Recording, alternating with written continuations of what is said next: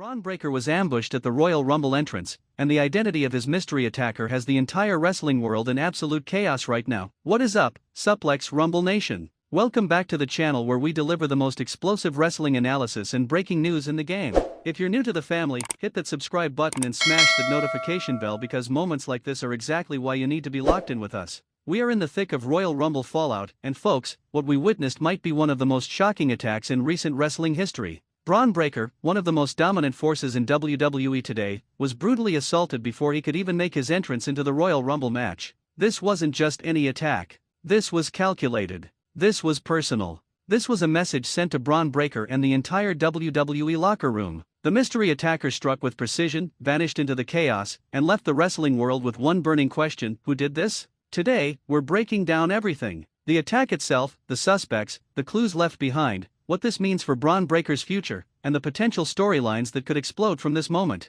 We're going deep on this investigation. Let me set the scene for you. Royal Rumble 2026 is in full swing. The arena is absolutely electric with energy. We're about 20 minutes into the match, eliminations are happening, alliances are forming and breaking, and the WWE Universe is on the edge of their seats. The countdown clock appears on the screen. The crowd starts buzzing with anticipation. Who's number 15? The mystery and surprise are what make the Rumble so special. Everyone in the arena and watching at home is trying to guess who's coming out next. Then Bron Breakker's music hits. The crowd erupts because Breakker has been on an absolute tear lately. He's been dominant, aggressive, and many fans had him pegged as a potential Rumble winner. The energy in the building reaches a fever pitch, but Bron never makes it to the stage. Cameras quickly cut to the entrance area, and what we see is chaos. Bron Breakker is down on the floor in the gorilla position, that sacred space right behind the curtain where superstars prepare to make their entrance. He's clutching his ribs, clearly in pain, surrounded by shocked staff members and officials. Medical personnel rush to the scene immediately. Bron is conscious but clearly hurting. You can see the confusion and anger on his face mixing with the pain. He's trying to get up, trying to push through to make his entrance, but the medical team is holding him back, assessing the damage. The cameras catch glimpses of the scene, equipment knocked over, production cases displaced, clear signs of a violent struggle. This wasn't a simple sneak attack. This was an all-out assault that happened in seconds but left devastating impact. Meanwhile, in the ring, the Royal Rumble match continues, but there's confusion. The announcers are trying to get information. The superstars in the ring are looking toward the entrance, unsure what's happening. The countdown clock has expired, but no one has entered. Finally, an official comes out and makes the announcement to the ring: Bron Breakker has been attacked and is unable to compete. The number 15 spot in the Royal Rumble is forfeit. The collective gasp from the crowd is audible even over the noise of the arena. The WWE Universe is stunned. Social media immediately explodes. Who would attack Bron Breakker? Why now? How did someone get to him in such a secure area? The questions start flooding in faster than answers can possibly come. As medical staff helps Bron to the training area, cameras follow at a respectful distance. You can hear Bron demanding to know who attacked him. He's furious. The competitive fire that makes him such a force is now burning with the need for answers and revenge. Initial reports suggest significant bruising to the ribs and back, consistent with being struck with multiple blows and possibly thrown into equipment or walls. Bron is being held out of the remainder of the Royal Rumble event for medical evaluation and precautionary measures. But the most frustrating part for Bron, and for all of us watching, is that no one saw who did this. The attack happened so quickly, in a relatively isolated area, that by the time staff reached the scene, the attacker had vanished completely. Let's break down what we know and what clues might point us toward the identity of this mystery attacker. First, consider the timing. This attack happened at number 15, right in the middle of the Royal Rumble match. This is significant because it suggests the attacker knew exactly when Bron was entering. That kind of specific information isn't widely available.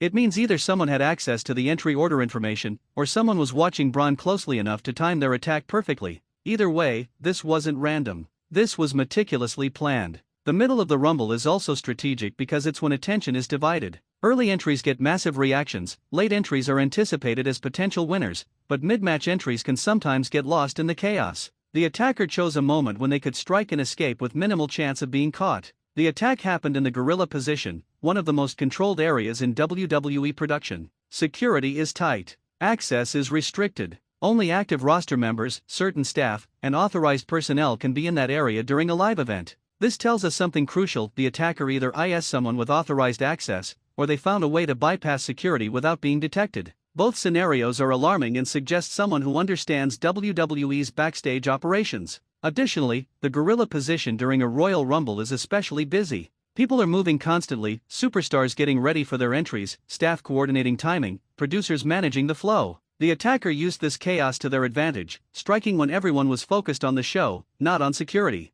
According to reports from people who saw the aftermath, there was no obvious foreign object left at the scene. This suggests the attack was done with either bare hands or with equipment already present in the area. This is important because if it was a physical beatdown with no weapon, we're looking at someone confident in their ability to overpower Bron Breakker, a legitimate powerhouse, quickly and effectively. That narrows the suspect pool to physically dominant superstars. If equipment was used, it means the attack was opportunistic and improvised in the moment, suggesting perhaps less premeditation than we initially thought, or someone clever enough not to bring a weapon that could be traced back to them. Perhaps the most impressive and telling clue is how completely the attacker vanished. Despite the gorilla position being surrounded by people, despite cameras everywhere, despite the immediate response from security and staff, the attacker got away clean. This level of stealth suggests either someone who knows the backstage area intimately and knew exactly how to escape, someone who could blend in immediately after the attack, because they're supposed to be there, or someone with help who created a distraction or provided cover. The efficiency of the escape is almost as remarkable as the attack itself.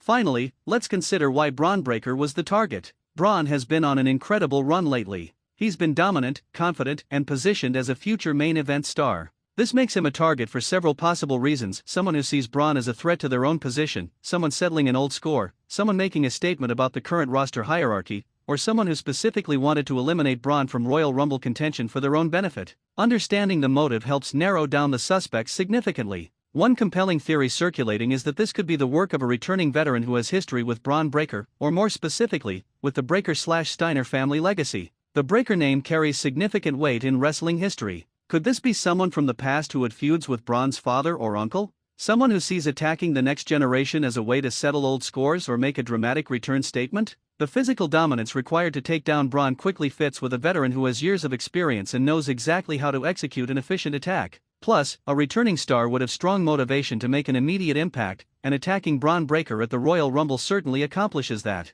Another strong possibility is someone currently on the roster who feels overshadowed by Bron's recent push. WWE has incredibly talented performers throughout the card, and someone might feel that Bron's rapid rise has come at the expense of their own opportunities. This type of attack would be a way to level the playing field, knock Bron down a peg, and create an opening for themselves. It's motivated by jealousy and competition, two powerful forces in professional wrestling. Look at superstars who have been in similar positions as Bron, who might have been seen as the next big thing before Bron's momentum took off. That creates a list of individuals with clear motive and the physical capability to execute this attack. Could this attack be the work of an established faction looking to send a message? Several groups in WWE currently operate with the mentality of dominance through numbers and strategic attacks. If a faction targeted Bron, it could be because they see him as a threat to their control, or they're trying to recruit him in the most aggressive way possible. Join us or face the consequences is a classic wrestling faction tactic. The quick escape makes more sense if the attacker had backup nearby, faction members creating distractions, blocking security, or providing cover.